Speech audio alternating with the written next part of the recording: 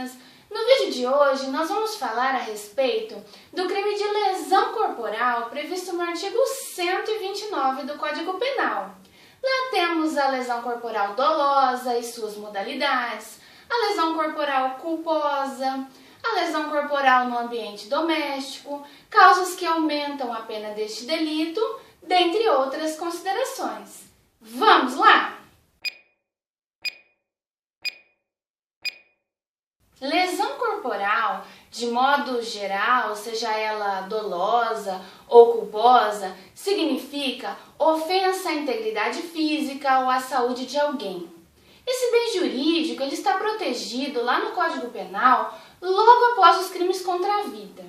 Lesão corporal dolosa, gente, é aquela em que o agente pratica com vontade, com intenção, e ela pode ser classificada de acordo com o resultado que ela provoca. Deste modo, temos então que a lesão corporal dolosa ela pode ser leve, grave, gravíssima, seguida de morte. Vamos passar então a estudar a partir de agora cada uma delas. Vamos lá? Nós temos a lesão corporal leve, prevista no artigo 129 caput do Código Penal, que diz o seguinte: ofender a integridade física ou a saúde de alguém, com uma pena de detenção de 3 meses a 1 ano. O exemplo seria um hematoma, um arranhão. A lesão corporal leve é aquela que não foi classificada e definida na lei nem como grave, nem como gravíssima. Agora, um tapa que somente ocasionou vermelhidão não caracteriza a lesão corporal, mas sim seria vias de fato do artigo 21 da Lei das Contravenções Penais. Podemos seguir? Vamos em frente! A lesão corporal de natureza grave, ela está lá no artigo 129, parágrafo 1º, e diz o seguinte: se resulta em incapacidade para as ocupações habituais por mais de 30 dias, se resulta em perigo de vida, no caso, perigo de perder a vida, né? Todo mundo fala, é comum, né? Correr o risco de vida. Não, viva a pessoa já está, ele corre risco de morrer. Mas enfim, é assim que está na lei, perigo de vida. Outra situação que provoque debilidade permanente de membro ou função e também aceleração de parto. Para isso está prevista uma pena de reclusão de 1 a 5 anos. O crime de lesão corporal de natureza grave, ele deve realmente gerar de fato incapacidade para as ocupações habituais por mais de 30 dias. E por isso, ele requer a confecção de 2 laudos, do ML ou do Instituto de Criminalística, dependendo do estado da federação. Um no momento em que realmente aconteceu a lesão e outro 30 dias após, para constatar se realmente houve mesmo essa incapacidade para as ocupações habituais por mais de 30 dias. Tudo bem até aqui? Vamos em frente! A lesão corporal de natureza gravíssima, ela está lá prevista no parágrafo 2º do artigo 129 do Código Penal e diz o seguinte: se resulta em incapacidade permanente para o trabalho, enfermidade incurável, perda ou inutilização de membro, sentido ou função. No caso de sentido ou função, tem que deixar bem claro aqui que essa perda ela deve ser total. Porque se for parcial, seria só de natureza grave, no caso de visão, audição, deformidade permanente, aborto. Para essas situações, o tipo penal prevê uma pena de reclusão de 2 a 8 anos. A diferença básica, se resumir rapidamente, entre a lesão corporal de natureza grave e a lesão corporal de natureza gravíssima, é que no caso da lesão grave, ela possui sim um caráter duradouro, pode ser que a pessoa demore meses para se restabelecer, não tem como saber ao certo quanto tempo vai demorar para a pessoa se restabelecer. Já no caso da lesão corporal de natureza gravíssima, ela tem caráter irreversível, duradouro, ela é incurável diante dos padrões atuais da medicina.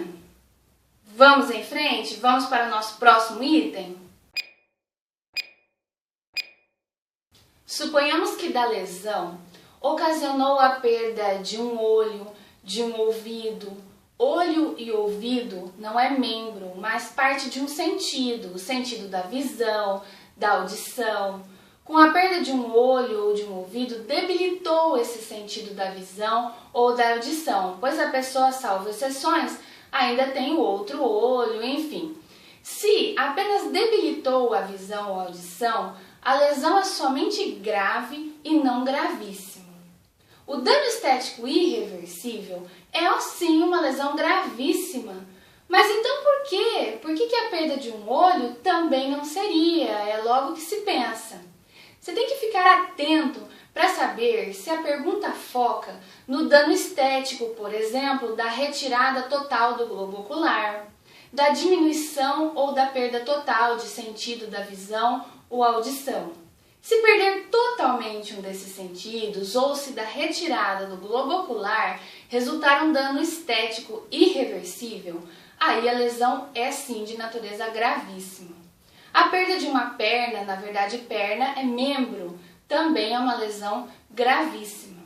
Órgãos duplos, rins, pulmões, enfim, perder um não implica na perda total da função que ele exerce. Perder um rim, ainda tem o outro, aí é somente lesão grave. Perda de membros duplos, aí no caso, é gravíssimo.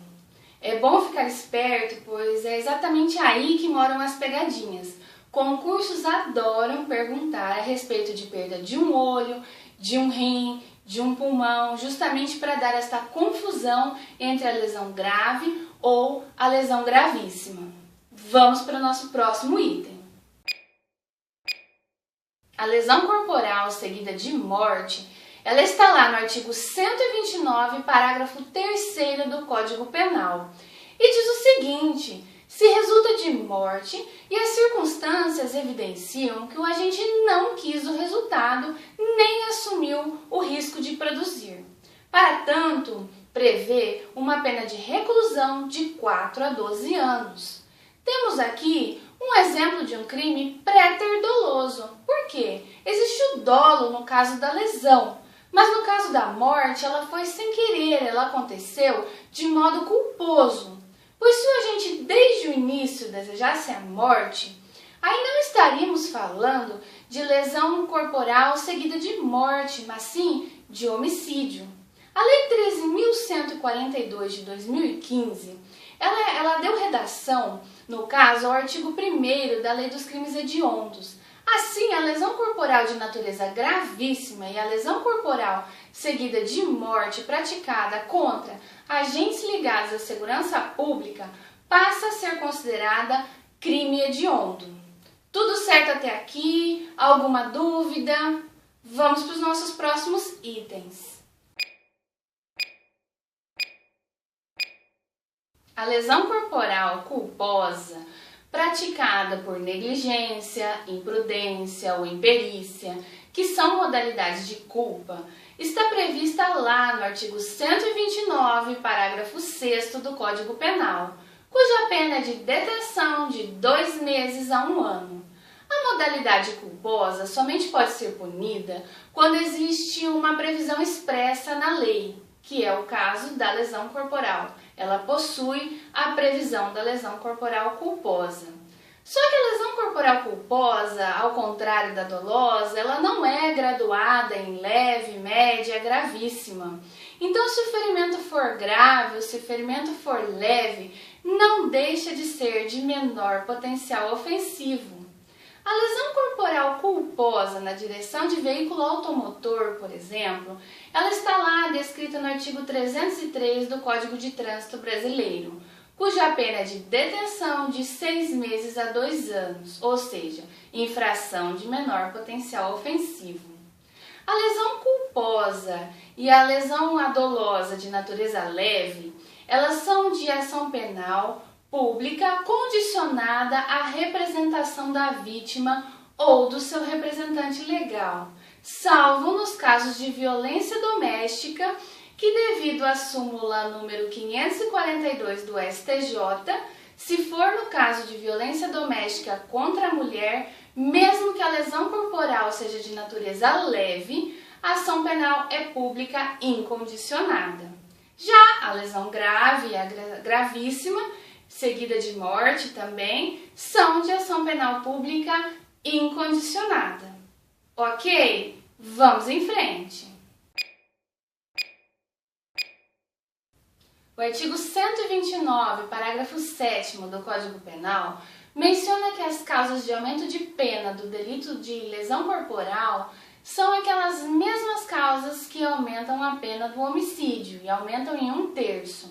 Quando, na forma culposa, se o crime resulta de inobservância de regra técnica de profissão, arte ou ofício, ou o agente deixa de prestar imediato socorro à vítima, não procura diminuir, reduzir as consequências de seu ato, ou foge para evitar a prisão em flagrante. Quando doloso, a pena é aumentada também de 1/3 se o crime é praticado contra a pessoa menor de 14 anos ou maior de 60 anos. A pena também é aumentada de 1/3 até a metade se o crime for praticado por milícia privada, sob o pretexto de prestar serviços de segurança ou então por grupo de extermínio. No caso da lesão corporal, também pode ser aplicado o Instituto do Perdão Judicial, a figura prevista no artigo 121, parágrafo 5º, desde que presentes os requisitos. Tem um vídeo aqui no canal a respeito de perdão judicial. Não deixem de assistir. Vejam lá e me digam o que acharam, se gostaram do vídeo, e vamos para o nosso próximo tópico.